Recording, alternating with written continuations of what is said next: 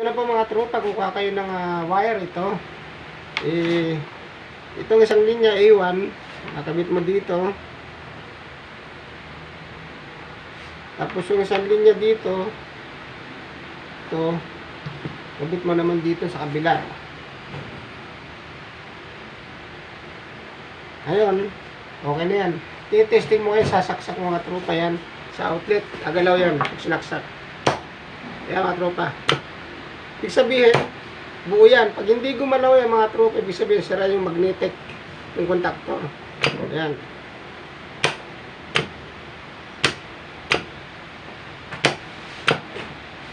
Yan na pag-testing ko, malalaman mo mga tropa kung sira o buo ang magnetic. Ngayon, alam mo na ba paano to? Buo yung magnetic contactor. Sa aircon nyo, malalaman mo to kung paano testingin. Alam ba, bibili ka ng bago nito. Titestingin mo para malaman kung buo siya. Kasi pag di mo testing, may problema. Hindi mo na babalik sa yung pera nyo. Thank you po.